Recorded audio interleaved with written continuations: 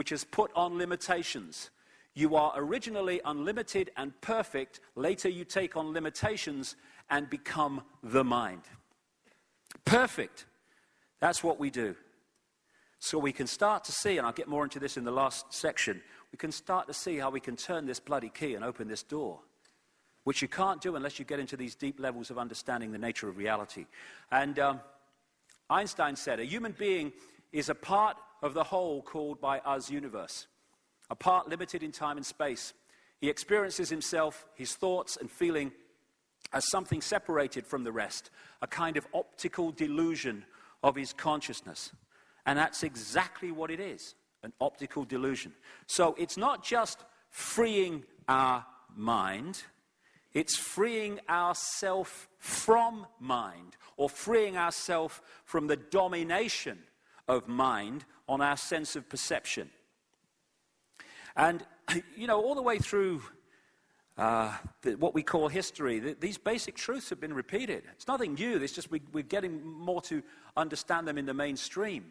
We have these vortex systems called chakras, wheels of light, the word means, which connect us into the energy level of us from the body computer. And the key connection is through what we call the heart chakra here. So people talk about love and they symbolize the physical heart. Actually, that comes from originally from this heart vortex, the understanding that this is the seat of connection to consciousness. There are other connections as well, like the right side of the brain, which I'll get to shortly. But the heart is a key connection. And it's the difference between the head and the heart is the difference between thought, particularly left brain thought, which is what most people are stuck in, and intuitive, the word again, knowing. How many times do we just know that we've got to go somewhere, that we know we ought to do this, that we know we really ought to do that? And this is going, you can't do that, you've got a mortgage, you've got a cat. What will your mother think? What will the people on the bar think? And it's talking this out, oh, yeah, okay. And the thing that changed my life 20 years ago, dramatically, is when I made one decision. Every time my head and my intuitive knowing are at odds, I'm going with this, every time. And what happens, and it happened with me, when you follow this, you can get in some interesting situations in this world of head when you're coming from another point of perception. And this is going, see, told you what happened if you didn't listen to me, there you go. But if you keep with it, eventually your life becomes this synchronistic journey which takes you to places that you want to go. And after a while, this observes and it goes, hold on a second, you might get into some scrapes when you follow this, but it all works out in the end. And it all works out not because or despite the scrapes you got into, but because of them. And at that point, the head and the heart come into alignment and you think and feel the same thing. The war ends that most people are in. The heart has its own energy field. There's far more to the heart, even the physical heart, than ever people have understood, even genetically. And when I'm talking about love, I'm not talking about I love you, saw you down the disco, darling, not that. I'm talking about a level of love that you really have to experience because there's no words to describe it. And when I was in that ayahuasca state, the opening line of this female voice was, the only thing you really need to know is infinite love is the only truth, everything else is illusion. In other words,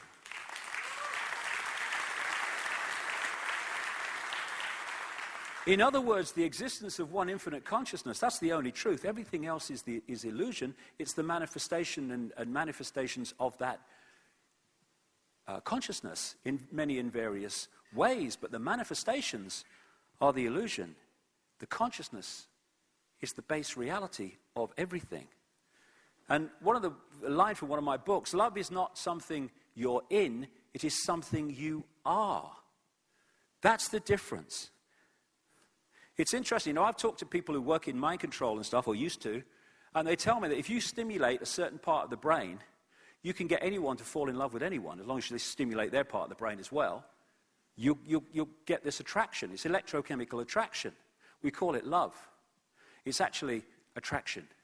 Love is something beyond what we perceive to be love in this world. And when we close the heart, and fear and stress and all that stuff close the heart chakra very, very powerfully, that's when we end up. And also fear of being different means fear of following the heart intuition because of what people will say about you because you're acting in ways that are different. And that's that puts us in these eggshells.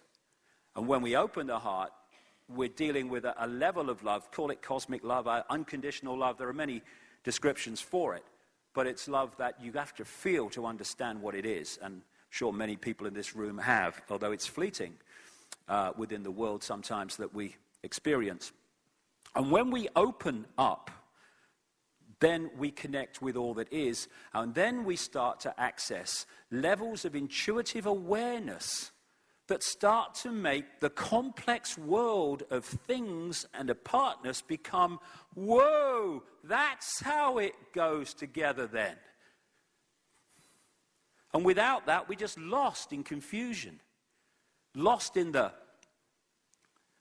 world of mind, which sees everything in apartness. I was in the bath last year, because I have one occasionally, and I'm sitting there with me duck or whatever, and don't know what I was doing, and I got this real clear picture in my mind from nowhere. First of all, there was this billowing energy, which I took to be consciousness. Why, I don't know, but that's what came. And then an eye appeared in this energy. And then in front of the eye came a telescope. And at the end of the telescope was this world, this earth and this universe and all the rest of it. And then the telescope morphed into a human body. And I got Neil Haig to paint it for me. And that's so symbolic of what we experience in this reality. We are experiencing a certain kind of experience which this reality gives to us. And there's nothing wrong with the experience. Fine, I mean, it's an experience. But what the body does is it telescopes us into a certain range of frequencies and therefore perception. And through the body, we see the world in a very different way. Now, we can use the telescope, the body, knowing that it's a telescope, in which case we've got consciousness and we've got the telescopic, if you like, apartness experience. But when consciousness is no longer connected, we're just left with a telescopic view of everything. And that's why we see things in such narrow terms all the time when we cease to be consciousness. And the energy field, or the energy of we are, connects into the body through things like the endocrine system and the pineal gland, which people connect to the third eye of psychic sight and all the rest of it. And that's how we connect into the computer. We have an auric field, and the lower auric field in the body, that's what I call body awareness, because the body is not just what we call a physical body, it's also an energy field. And together, that's what I will refer to as the mind. And it's interesting, when you put an electrical charge through a wire, it throws out a magnetic field, an electromagnetic field. And of course, this is now well known, down the central nervous system through what we call the crown chakra, right down through and out the base chakra, there is energy, electrical energy going through all the time, and it throws out this electromagnetic field. That together, I would suggest, is what we call mind. And it's the same with the earth. For reasons I'll get to in this section, everything is a mirror of everything else. Same thing happens with the earth. You have that electromagnetic charge, which becomes the energy field of the earth. Now, when we open this auric field and connect to the wider levels of consciousness, then we have everything we need. But the way the world is manipulated, coldly and calculatedly, is designed to close that auric field so that we operate only in that level of awareness that I call the mind. And that's how the few control the many. And when we operate within the mind, we basically go round and round and round in what we call life, following the programs of the mind. Because the body is a biological computer, and it can be programmed to take on certain perceptions of reality.